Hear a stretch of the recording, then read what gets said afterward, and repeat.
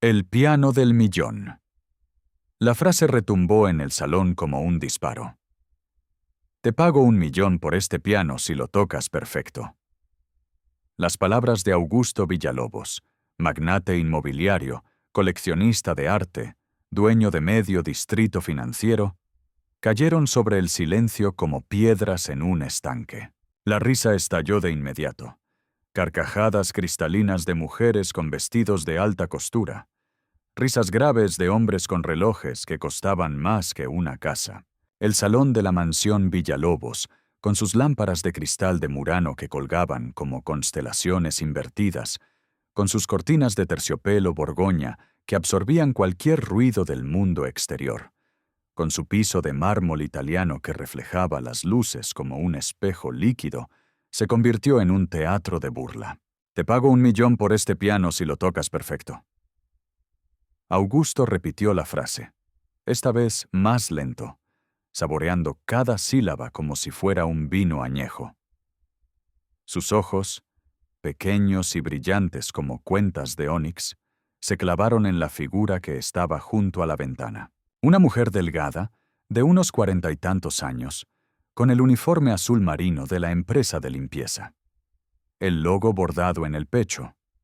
Servicios integrales del hogar. Las manos enrojecidas por el cloro. El cabello recogido en una coleta apretada. Los zapatos ortopédicos gastados en las puntas. El olor a desinfectante de pino que la seguía como una sombra invisible. Ella se llamaba Natalia Cordero. Y en ese momento, mientras 120 invitados la miraban como si fuera un insecto bajo una lupa, mientras el champán burbujeaba en copas de cristal que ella misma había pulido esa mañana, mientras la música de fondo, un cuarteto de cuerdas contratado para amenizar la velada, se detenía para presenciar el espectáculo. Natalia sintió que el piso se abría bajo sus pies. El piano estaba en el centro del salón. Un Steinway & Sons de cola, modelo D274, negro como la noche sin luna, con las teclas de marfil auténtico que brillaban bajo la luz de los candelabros. Augusto lo había comprado en una subasta en Nueva York por una cifra que podría alimentar a un pueblo entero durante un año. Lo había traído en un avión privado, asegurado por más dinero del que Natalia ganaría en toda su vida. Y ahora, con una copa de whisky escocés de 50 años en la mano, con una sonrisa que era mitad diversión y mitad crueldad, Augusto señalaba el instrumento como si fuera un altar de sacrificio. 1.000.000 de pesos, dijo, y la cifra flotó en el aire como un globo de helio. Si tocas una pieza, perfecta, sin un solo error, sin una sola nota fuera de lugar. El murmullo creció. Alguien soltó una risa nerviosa. Una mujer con un collar de esmeraldas susurró algo al oído de su acompañante. Un hombre con bigote canoso levantó su copa en un brindis silencioso, como si estuviera presenciando un acto de circo. Natalia no se movió. Sus manos, esas manos que habían fregado pisos durante 20 años, que habían limpiado inodoros y ventanas, que habían pulido plata y cristal, que habían sostenido trapeadores y cubetas, temblaban ligeramente a los costados de su cuerpo. El trapo amarillo que llevaba en el bolsillo del delantal estaba húmedo. El agua escurría por sus dedos, dejando pequeñas manchas oscuras en la tela del uniforme. ¿Qué pasa, Natalia? La voz de Augusto era melosa, falsa, diseñada para el público. ¿No te interesa el dinero? 1.000.000 de pesos. Podrías dejar de limpiar casas. Podrías comprarte una casa propia. Podría darle una vida digna a mi hijo, interrumpió Natalia. Su voz era baja, casi un susurro, pero en el silencio del salón sonó como un trueno lejano. Las palabras salieron sin que ella las planeara, como si alguien más las hubiera pronunciado a través de su garganta.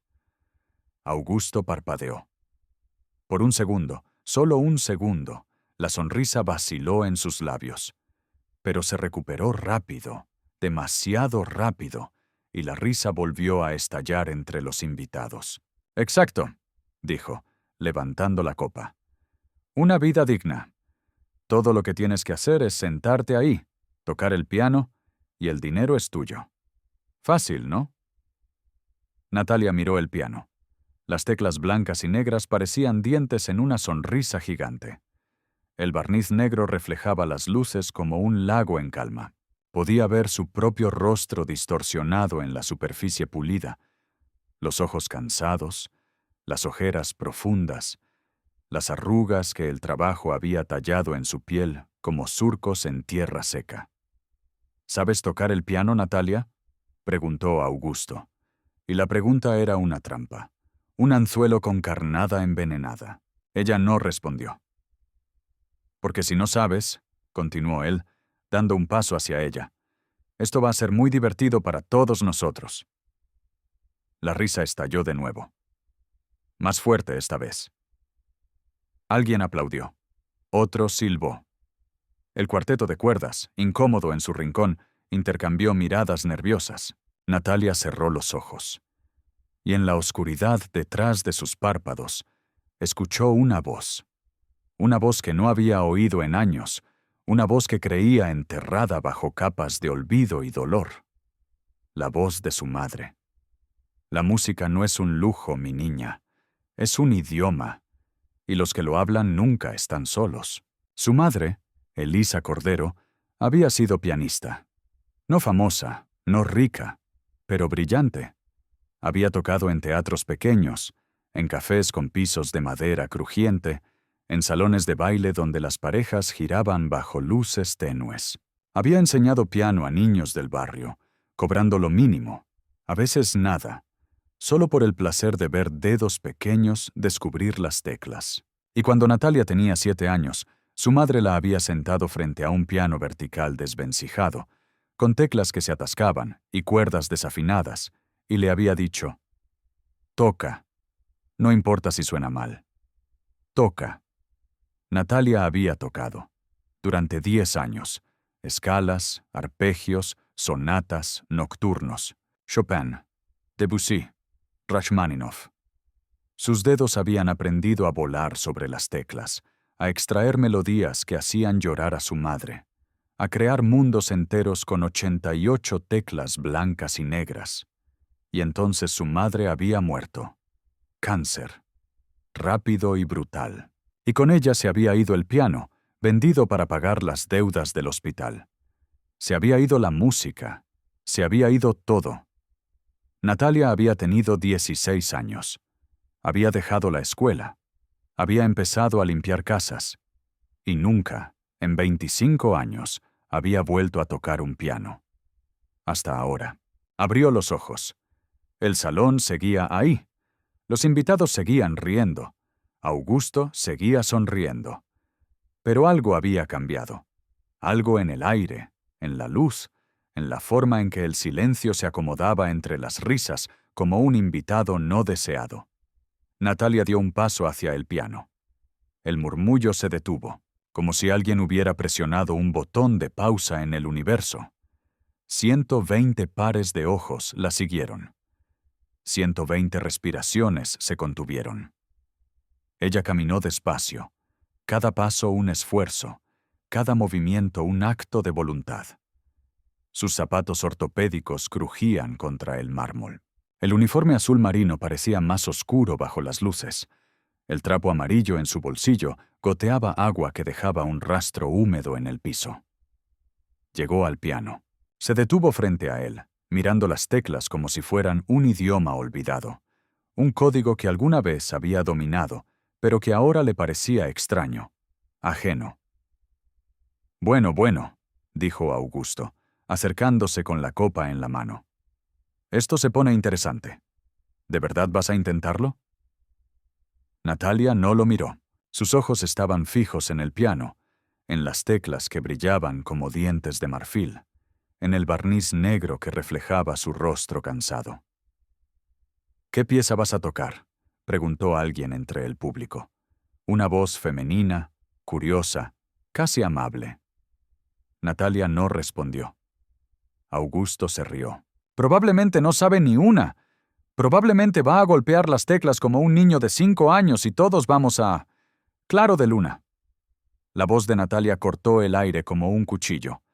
Baja, firme, sin temblor. El silencio fue inmediato. Tercer movimiento, añadió ella, y ahora sí miró a Augusto. Beethoven. Las risas se apagaron como velas bajo el viento. Alguien tosió. Otro cambió de posición, incómodo. El cuarteto de cuerdas intercambió miradas de sorpresa. Augusto parpadeó. La sonrisa seguía en su rostro, pero ahora parecía pintada, forzada, como una máscara que empezaba a resquebrajarse. El tercer movimiento, repitió él, y su voz tenía un tono extraño, entre diversión y algo más oscuro. Eso es ambicioso. ¿Sabes lo difícil que es esa pieza? Sí. Una sola palabra. Seca. Definitiva. Augusto dio un paso atrás. Por primera vez en toda la noche, pareció inseguro. Miró a sus invitados, buscando apoyo, buscando risas, pero el salón estaba en silencio. Un silencio denso, pesado, como si el aire mismo se hubiera convertido en plomo. Muy bien, dijo finalmente, levantando la copa en un brindis sarcástico. Adelante. Muéstranos qué puedes hacer. Natalia se sentó en la banqueta del piano. La madera era suave bajo sus manos. La altura era perfecta. El asiento estaba tapizado en terciopelo negro, tan diferente de las sillas de plástico en las que se sentaba a comer su almuerzo en las cocinas de las casas que limpiaba. Colocó las manos sobre las teclas. Y el mundo se detuvo. Sus dedos, esos dedos enrojecidos por el cloro, esos dedos que habían fregado y tallado y pulido, se posaron sobre el marfil con una delicadeza que nadie en ese salón esperaba. Las yemas tocaron las teclas frías, sintiendo la textura, el peso, la promesa de sonido que dormía bajo la superficie. Cerró los ojos y empezó a tocar. La primera nota fue un susurro, un la sostenido en el registro medio, suave, casi tímido, como si estuviera probando el terreno. Pero luego vino la segunda nota, y la tercera, y de pronto el piano cobró vida bajo sus manos.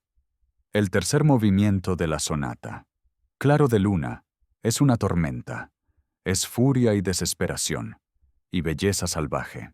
Es un torrente de notas que se persiguen unas a otras como gotas de lluvia en una ventana, que suben y bajan en escalas vertiginosas, que explotan en acordes que sacuden el alma. Y Natalia lo tocó como si hubiera estado esperando 25 años para hacerlo. Sus manos volaban sobre las teclas. La izquierda marcaba el ritmo implacable, los arpegios que subían y bajaban como olas en un mar embravecido. La derecha tejía la melodía, esa melodía que era mitad lamento y mitad grito de guerra. Los dedos se movían con una precisión quirúrgica, golpeando cada tecla en el momento exacto, con la fuerza exacta, extrayendo del piano un sonido que llenaba el salón como una inundación. El primer acorde fortísimo retumbó en las paredes. Las lámparas de cristal temblaron. Las copas de champán vibraron en las mesas. Alguien dejó escapar un grito ahogado. Natalia no se detuvo.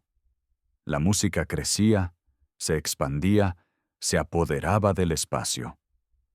Las notas se estrellaban contra las ventanas, rebotaban en el mármol, se enredaban en las cortinas de terciopelo. Era como si el piano hubiera estado esperando, dormido, y ahora despertaba con una furia que nadie podía contener. Los invitados estaban paralizados. Las risas habían muerto en sus gargantas. Las sonrisas se habían congelado en sus rostros. Algunos tenían la boca abierta, otros habían dejado caer sus copas, que yacían rotas en el suelo, derramando champán que se mezclaba con las lágrimas de cristal. Augusto Villalobos estaba inmóvil. La copa de whisky temblaba en su mano. Su rostro había perdido todo el color. Sus ojos, Esos ojos pequeños y brillantes que siempre habían mirado al mundo con desprecio, ahora estaban abiertos de par en par, fijos en las manos de Natalia, como si estuviera presenciando un milagro o un exorcismo. La música llegó al clímax. Las manos de Natalia se movían tan rápido que parecían borrosas. Los dedos golpeaban las teclas con una fuerza que hacía vibrar el piso. El piano rugía, gemía, cantaba, gritaba. Era un animal salvaje que había sido liberado de su jaula. Y entonces, en el momento más alto, en el punto donde la música parecía a punto de desgarrar el tejido mismo de la realidad, Natalia tocó el acorde final. Un acorde que resonó en el salón como un trueno. Y luego, silencio. Un silencio tan profundo que se podía escuchar el latido del corazón de cada persona en la habitación. Un silencio tan denso que parecía sólido, tangible, como si se pudiera tocar. Natalia mantuvo las manos sobre las teclas. Los dedos temblaban ligeramente. El sudor corría por su frente, empapando el cabello que se había soltado de la coleta. La respiración era pesada, irregular, como si hubiera corrido un maratón. Lentamente, levantó las manos. Y el aplauso estalló. No fue un aplauso educado. No fue un aplauso de cortesía. Fue una ovación de pie, una explosión de sonido que sacudió el salón con la misma fuerza que la música.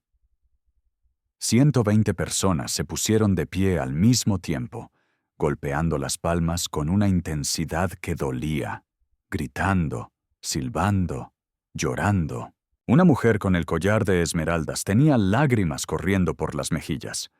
Un hombre con traje de 3 piezas se había quitado los lentes para limpiarse los ojos. El cuarteto de cuerdas aplaudía con una reverencia que rayaba en lo religioso. Y en medio de todo ese ruido, de toda esa celebración, Augusto Villalobos estaba de pie, inmóvil, con la copa de whisky todavía en la mano, mirando a Natalia como si la viera por primera vez. El aplauso duró 3 minutos completos. 3 minutos en los que Natalia permaneció sentada en la banqueta del piano, con las manos en el regazo, mirando las teclas como si no pudiera creer lo que acababa de hacer. Finalmente, el ruido empezó a disminuir. Las manos dejaron de aplaudir. Las voces se apagaron. El silencio regresó, pero ahora era diferente. Era un silencio de respeto, de asombro, de reconocimiento. Augusto dio un paso adelante, luego otro. Sus zapatos de cuero italiano crujían contra el mármol. Llegó hasta el piano y se detuvo frente a Natalia. Ella lo miró. No con miedo, no con esperanza, solo con una calma que parecía venir de un lugar muy profundo, muy antiguo. ¿Dónde aprendiste a tocar así?, preguntó Augusto, y su voz era apenas un susurro. Mi madre me enseñó. ¿Tu madre era pianista? Sí. ¿Por qué nunca lo mencionaste? Natalia se puso de pie. El uniforme azul marino estaba arrugado, manchado de sudor. El trapo amarillo había caído al suelo, dejando un charco de agua a sus pies. Porque usted nunca preguntó, dijo ella, y las palabras cayeron en el silencio como piedras en un pozo sin fondo. Augusto parpadeó. Abrió la boca. La cerró. Miró a sus invitados, buscando algo, cualquier cosa. Pero todos estaban mirando a Natalia con una expresión que él nunca había visto dirigida a una empleada de limpieza. Respeto. El millón, dijo alguien entre el público. Una voz masculina, grave, autoritaria. Dijiste que le pagarías 1 millón si tocaba perfecto. Augusto se volvió. El hombre que había hablado era Octavio Mendoza, director de la Orquesta Sinfónica Nacional, uno de los invitados más importantes de la noche. Estaba de pie, con los brazos cruzados, mirando a Augusto con una expresión que no admitía discusión. Eso fue perfecto, continuó Octavio. Más que perfecto. Fue extraordinario. Nunca he escuchado el tercer movimiento tocado con tanta pasión, con tanta precisión. Y he escuchado a los mejores pianistas del mundo. El murmullo de aprobación recorrió el salón. Cabezas asintiendo. Voces susurrando acuerdos. Augusto tragó saliva. Su rostro había pasado del blanco al rojo, como si toda la sangre de su cuerpo se hubiera concentrado en sus mejillas. Yo estaba bromeando, dijo, y la voz le salió estrangulada. Era una broma. No pensé que una mujer de limpieza pudiera tocar el piano, interrumpió Octavio, y el tono era cortante como un bisturí. ¿Que alguien con un uniforme azul y manos enrojecidas por el cloro pudiera tener talento? ¿Que la dignidad y el arte no conocen de clases sociales? El silencio que siguió fue aplastante.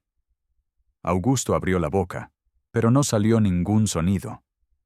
Miró a Natalia, luego a Octavio, luego a los 120 pares de ojos que lo observaban con una mezcla de decepción y disgusto. $1.000.000, dijo Octavio, dando un paso adelante. Dijiste que le pagarías $1.000.000 si tocaba perfecto. Y ella tocó perfecto. Más que perfecto.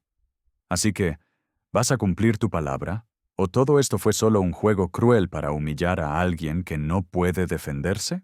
Las palabras resonaron en el salón como campanas de iglesia. Algunos invitados empezaron a asentir. Otros murmuraban entre sí.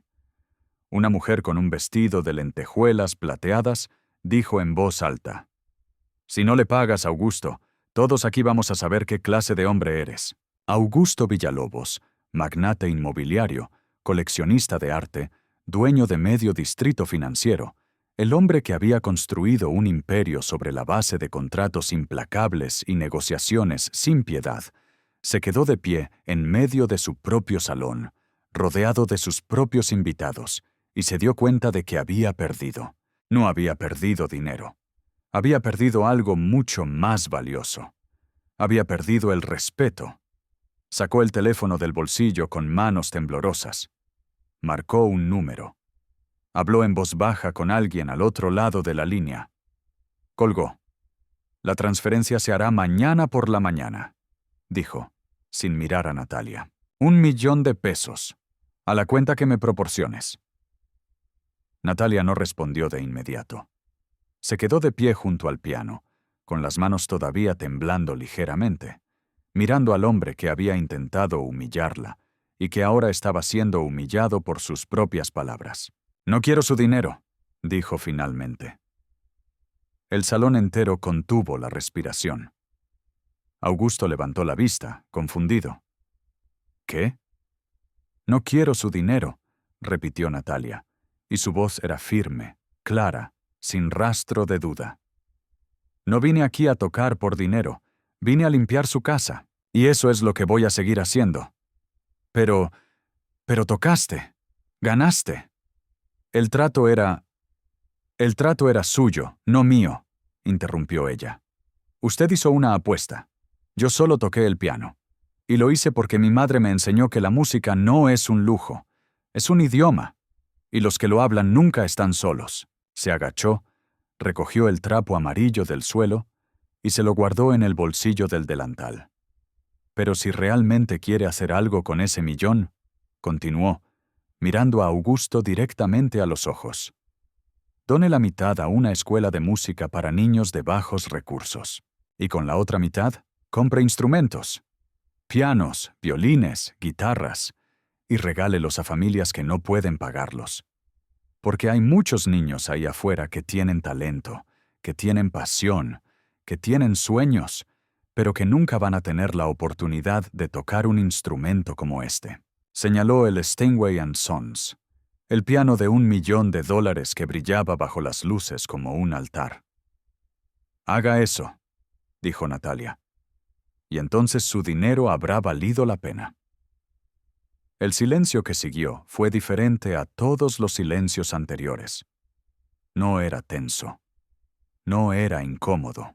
Era un silencio de asombro, de admiración, de algo que se parecía mucho a la reverencia. Octavio Mendoza fue el primero en moverse. Caminó hasta Natalia y le extendió la mano.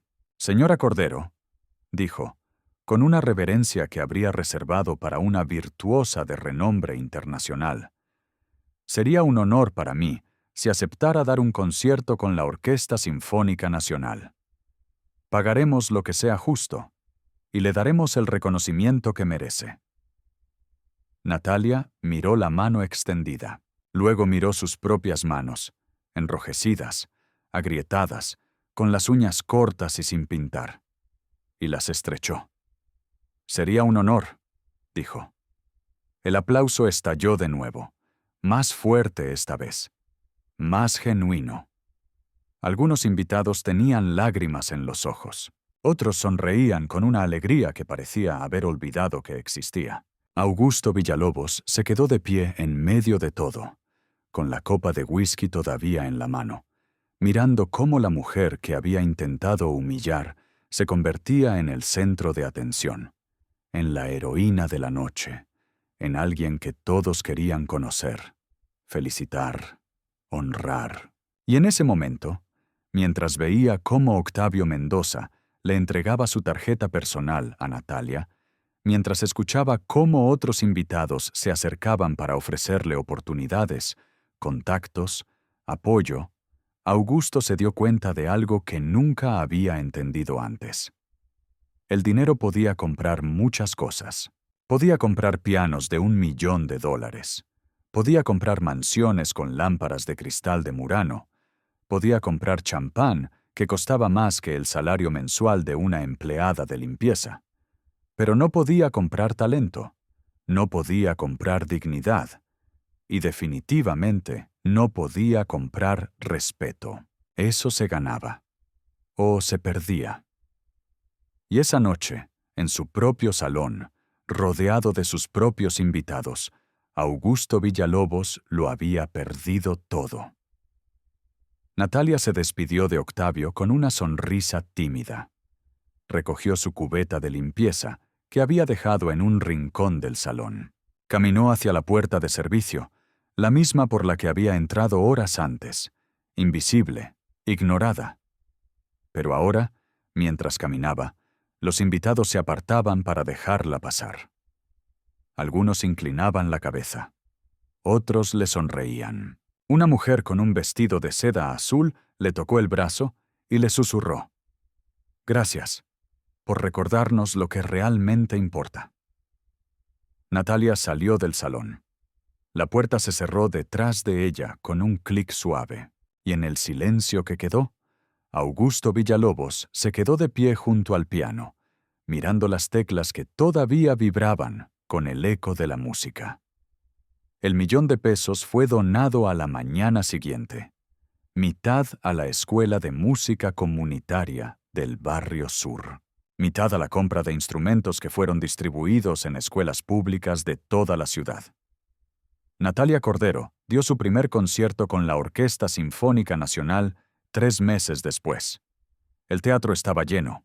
Tocó el tercer movimiento de la sonata Claro de Luna, la misma pieza que había tocado en la mansión Villalobos, y cuando terminó, cuando el último acorde resonó en el silencio del teatro, la ovación duró 10 minutos completos. Augusto Villalobos no asistió al concierto, pero compró una entrada, la más cara, y la dejó vacía, porque algunas lecciones se aprenden en silencio y algunas deudas nunca se pagan con dinero. La historia de Natalia Cordero se convirtió en leyenda. Se contaba en cafés, en escuelas de música, en salones de baile. Se convirtió en un recordatorio de que el talento no conoce de clases sociales, de que la dignidad no se compra ni se vende, de que el respeto se gana con acciones, no con palabras. Y cada vez que alguien contaba la historia, terminaba con la misma frase: la música no es un lujo, es un idioma, y los que lo hablan nunca están solos. Años después, cuando Natalia Cordero se había convertido en una pianista reconocida internacionalmente, cuando había tocado en los mejores teatros del mundo, cuando había grabado álbumes que ganaron premios y reconocimientos, Alguien le preguntó en una entrevista, ¿qué fue lo más difícil de esa noche en la mansión Villalobos? Natalia pensó por un momento. Luego sonrió. No fue tocar el piano, dijo. Fue recordar que yo valía más que la opinión que otros tenían de mí. Y esa respuesta, simple y profunda, se convirtió en un mantra para miles de personas que la escucharon. Porque al final, la historia de Natalia Cordero no era solo sobre música. Era sobre dignidad. Era sobre respeto. Era sobre recordar que cada persona, sin importar su trabajo, su ropa, sus manos enrojecidas por el cloro, tiene un valor que no puede ser medido en dinero. Y esa lección, esa verdad fundamental, resonó en el corazón de todos los que la escucharon, como una nota perfecta en un piano de $1.000.000, como un silencio que se convierte en voz, como una mujer invisible que se vuelve inolvidable. Si esta historia te tocó el corazón, si sentiste la música en cada palabra, si recordaste que la dignidad no tiene precio, déjanos un me gusta. Comparte esta historia con alguien que necesite recordar su propio valor. Suscríbete a nuestro canal para más relatos que celebran la fuerza del espíritu humano. Y si quieres apoyarnos para seguir creando historias que inspiran, toca el botón de Super Gracias. Cuéntanos en los comentarios. ¿Qué momento de la historia te emocionó más? ¿Has tenido alguna experiencia donde tuviste que demostrar tu valor frente a quienes te subestimaron? Queremos leerte, porque cada comentario, cada historia compartida, nos recuerda que no estamos solos, que la música de la vida se toca mejor cuando la tocamos juntos.